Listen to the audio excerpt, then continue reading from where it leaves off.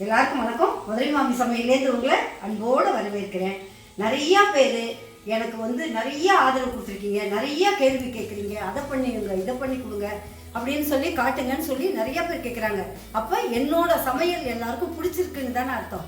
நான் பழமையான சமையலை மட்டும்தான் எனக்கு தெரியும், அதனால அதை தான் சமைக்கிறேன். அதே மாதிரி எல்லாமே பழமையானது, அது உடம்புக்கு ரொம்ப சத்தானது, எல்லா விதத்துலையும் உடம்ப சுத்தமாக வச்சுக்கிறது, அதுதான் எனக்கு தெரியும். அதனால் அதை தான் சமைச்சு காட்டுறேன். இன்றைக்கி நான் அதில் மூலிகை ரசம் வைக்க போகிறேன். மூலிகை ரசம்னாக்க அதில் புதினா இருக்கும், துளசி இருக்குது. அதே நேரத்தில் இந்த வாசலில் ஓரத்தில் வீட்டுக்குள்ளே அங்கெல்லாம் குப்பமேனி இலைன்னு இருக்கும். நீங்கள் அதை நான் செடியை நான் வீடியோக்குள்ளே வாங்க காட்டுறேன். அது ரொம்ப ரொம்ப சளிக்கு நல்லது. நம்ம சாதாரணமாக சளிக்கு மருந்து சாப்பிட்றோம், டானிக்கெலாம் சாப்பிட்றோம். ஆனால் இந்த மாதிரி நம்ம துளசி சளியை போக்கும், ரொம்ப சத்து உள்ளது. என்னன்னா சளி அப்படியே அறுத்துக்கிட்டு போகும். அதை விட ஜாஸ்தியாக இருக்கும் குப்பமேனி இலை. சாதாரணமாக அது குப்பமேனி இலை எல்லா இடத்துலையும் இருக்கும், ஆனால் அதை நம்ம ரொம்ப அலட்சியமாக நினைக்கிறோம். ஆனால் அது வீசிங் வரவங்களுக்கு கூட சரியாகும். ஏன்னா என் பொண்ணுக்கு வீசிங் வந்தபோது நான் தொடர்ச்சியாக ஒரு நாளைக்கு 4 தடவை 2 நாள் தான் கொடுத்தேன். போன இடமே தெரியல, அந்த அளவுக்கு அதில் சக்தி இருக்குது. அதனால துளசி, அதோட நம்ம வெத்தலையும் சேர்த்துக்க போகிறோம். குப்பமேனி இலை, துளசி, வெத்தலை 3ஐயும் சேர்க்க போகிறோம். அதில் மிளகு ஜீரகத்தை சேர்க்க போகிறோம். இப்போ எல்லாத்தையும் சேர்த்து எப்படி ரசம் வைக்க போகிறேங்கிறத வீடியோக்குள்ளே வாங்க காட்டுறேன். பாருங்க, ரசத்துக்கு இதை பாருங்க, இதுதான் குப்பமேனி இலை. இதை பாருங்க, நீங்கள் நல்லா பார்த்துக்கோங்க. எல்லாருக்குமே தெரிஞ்சிருக்கும். நம்ம வேண்டான்னு கொல்லைப்பக்கம் பார்த்தீங்கன்னா நம்ம வேண்டாத இடத்துலலாம் முளைச்சிருக்கும். இது குப்பமேனி இலை. இது 4 பேருக்கு நான் இப்போ எடுத்திருக்கேன். இவ்வளோ இலை இருக்கலாம். அதே மாதிரி அடுத்தது துளசி தான். உங்களுக்கு துளசியை பற்றி எல்லாருக்கும் தெரியும். இதுவும் உடம்புக்கு ரொம்ப நல்லது, சளியாக இருக்கக்கூடியது. அதே மாதிரி வெத்தலை டெய்லியே சாப்பிட்டா ஜீரணமாகும்னு சொல்லுவாங்க. அதில் கால்சியம் இருக்குது, என்னென்னவோ இருக்கும்பாங்க. வெத்தலை அவ்வளோ உடம்புக்கு நல்லது. இப்போ இதுக்கு இதை பாருங்க, ஒரு 3-4 ஸ்பூன் அளவுக்கு, காரமே இதான், அதனால 4 ஸ்பூன் அளவுக்கு மிளகு வச்சுருக்கேன். 2 ஸ்பூன் அளவுக்கு ஜீரகம் வச்சுருக்கேன். இது ஒரு 4 ஸ்பூன் இருக்கும் துவரம் பருப்பு. இது எல்லாத்தையுமே வறுத்து பொடி பண்ணணும். இதுக்கு புளி கொஞ்சமாக வச்சுருக்கேன் பாருங்கள். ஏன்னா தக்காளி இப்போ விலையும் குறைச்சல், தக்காளி ரொம்ப டேஸ்ட்டாக இருக்கும். அதுக்காக 4 தக்காளி வச்சுருக்கேன். இதை என்ன பண்ண போகிறேன்னா, அரைச்சி பண்ணும்போது 4 போதும். அதனால் நறுக்கி பண்ணாதீங்க. இதை அரைச்சிட்டிங்கன்னாக்க, ஏன்னா நம்ம பருப்பெல்லாம் போட போகிறது இல்லை.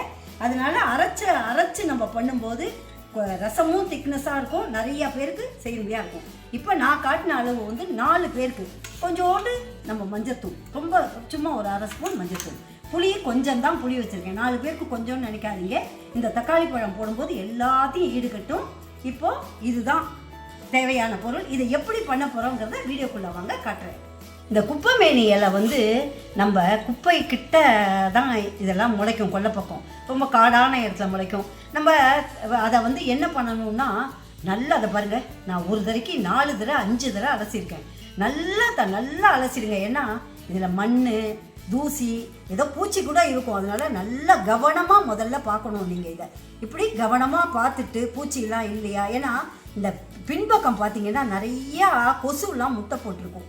அதனால நல்லா தேய்ச்சி எவ்வளோ முடியுமோ அவ்வளோ தேய்க்கலாம், ஒன்றும் பிரச்சனை இல்லை. இப்படி தேய்ச்சி நல்லா அலசுங்க, 4 தடவை அலசுங்க.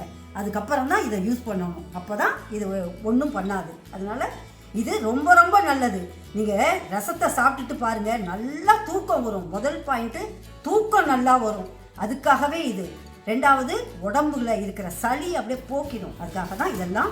இப்போ இதெல்லாம் எப்படி செய்ய போகிறோங்கிறத வீடியோக்குள்ளே வாங்க காட்டுறேன். சும்மா கொஞ்சமாக தண்ணி ஊற்றி வச்சேன்.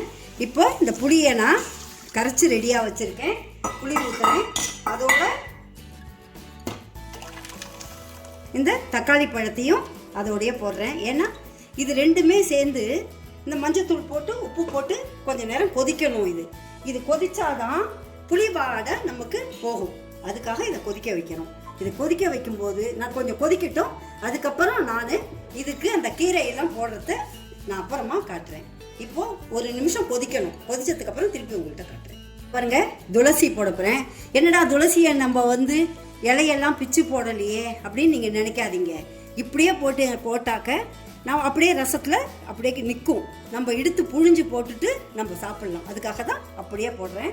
அதே மாதிரி வெத்தலை, இந்த பாருங்கள், வெத்தலையை நல்லா எடுத்து போட்டிருக்கேன். இப்போ வெத்தலையும் அதில் அப்படியே ஒரு இது பிச்சு போடுறேன். அதே மாதிரி இந்த குப்பமேனி இலை, இந்த குப்பமேனி இலை வந்து அதையும் அப்படியே போடலாம். இந்த பாருங்கள், நான் அப்படியே தான் போட போகிறேன். வேரில் எல்லாமும் தான் சத்து இருக்கும். வேரில் இருக்கிற மண்ணை எவ்வளோ நல்லா க்ளீன் பண்ணிட்டேன் பாருங்கள். அதனால் அதையும் அப்படியே போடுறேன். இப்போ எல்லாம் சேர்ந்து நல்லா கொதிக்கணும் கொஞ்சம் நேரம். இந்த சாறுலாம் வந்து இதில் இறங்கணும். அதுதான்.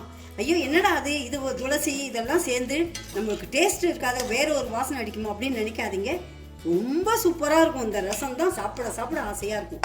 அந்த அளவுக்கு சூப்பராக இருக்கும். ஏன்னா நான் அடிக்கடி இதை செய்வேன், உங்களுக்கு காட்டணுங்கிறதுக்காக. ஏன்னா இது கொரோனா டைம் இல்லையா? கொரோனா டயத்தில் இந்த மிளகு சேர்த்துக்கணும், வெத்தலை சேர்த்துக்கணும், துளசி சேர்த்துக்கணும்னு நிறையா டாக்டர் சொல்லிக்கிட்டே இருக்காங்க. அதுக்காக இதை காட்டணும்னு காட்டுறேன். இது நிறையா வச்சு இன்னைக்கு பூரா நீங்கள் சாப்பிட்டீங்கன்னா ஒரே நாளில் கூட நமக்கு நிறையா சளியெல்லாம் குறைக்கும். இதை பாருங்க, கொதிக்கட்டும், திருப்பி உங்களுக்கு காட்டுறேன். மிளகு போட்டிருக்கேன், இதோட கொஞ்சம் துவரம்பருப்பு போட்டிருக்கேன், அதோட ஜீரகம். இது 3 தான் இப்போது பொடி பண்ண போகிறோம். இதை பொடி பண்ணிவிட்டு எப்படி அதில் ரசத்தில் சேர்க்கறதுங்கிறத மறுபடியும் காட்டுறேன். இதை பாருங்க, வானல் போட்டிருக்கேன், 1 ஸ்பூன் நெய் ஊற்றிருக்கேன்.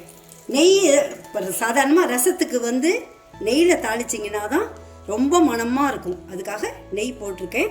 அதில் கொஞ்சமாக கடுகு, கொஞ்சோண்டு எப்போதுமே ஜீரகம் அதில் போட்டாலும் 2 ஜீரகத்தை தாளிச்சிங்கன்னா அது ஒரு தனி வாசனை தான். கருவேப்பிலை கொத்தமல்லி போடலன்னு நினைக்காதீங்க. இப்போ மூலிகை ரசம், இதுக்கு கருவேப்பிலை கொத்தமல்லி தேவையில்லை. வெடிச்சிருத்து பாருங்கள், வெடிக்கிறதுக்கு தான் இந்த வெடிச்சிருத்து. இப்போ நம்ம மேலே வச்சு பொடி பண்ணி வச்சுருக்கோம் இல்லையா, மிளகு, ஜீரகம், துவரம்பருப்பு. இப்போ இதை போட்டு, இல்லைன்னா பச்சையாக இருக்கும். அதுக்காக தான் சும்மா ஒரே ஒரு தடவை வானலில், இந்த நெய் வானல்லையே அப்படியே ஒரு பரட்டணும். ஏன்னா சாதாரணமாக பச்சை வாடை அடிக்கும் மிளகு, ஜீரகம் அதெல்லாம். இதில் நெய்யில் நம்ம கொஞ்சம் வறுத்துட்டோன்னு வச்சுங்களேன், அதுவே தனி வாசனை, ரொம்ப வாசனையாக இருக்கும். இதே மாதிரியே நீங்கள் செஞ்சு பாருங்கள். ரசத்தை அடிக்கடி ரசத்தை செஞ்சு சாப்பிடணும்னு தோணும். அந்த அளவுக்கு இருக்கும். இதை பாருங்கள், இதை வறுத்துட்டு அதை ஊற்றும் போது திருப்பி காட்டுறேன். நல்லா நம்ம வறுத்துட்டோம். இப்போ இந்த ரசம் கொதிக்குது இல்லையா, இதை எடுத்து இதில் ஊற்ற போகணும். ஏன்னா நம்ம இதை மாதிரி ஊற்றும் போது நம்ம வறுத்து வச்சிருக்கிற அந்த இது வந்து பொடியெல்லாம் அதில் இருக்கும் அந்த வானலில். அதனால நம்ம இப்படி ஊற்றினோன்னு வச்சுங்களேன், எல்லாம் கலந்து இருக்கும். அதுக்காக அந்த மாதிரி ஊற்றுறோம். இப்போ இதில் கொஞ்சமாக தண்ணியை ஊற்றி, இப்போ அந்த ரசம் பத்தாது இப்போது, அதனால கொஞ்சமாக தண்ணியை ஊற்றி நம்ம அதோடு நம்ம ஊற்றிப்போம். ரசம் கொதிக்கக்கூடாது. அதனால இதை பாருங்க, இப்போது சரியாக போச்சு, நிறுத்திட்டேன். ஏன்னா ரொம்ப நேரம் அங்கே கொதிச்சுடுது, அதனால் இங்கே கொதிக்க வேண்டாம். அதனால் நுரைக்காக தான் வச்சுருந்தேன், சரியாக இருக்கும்.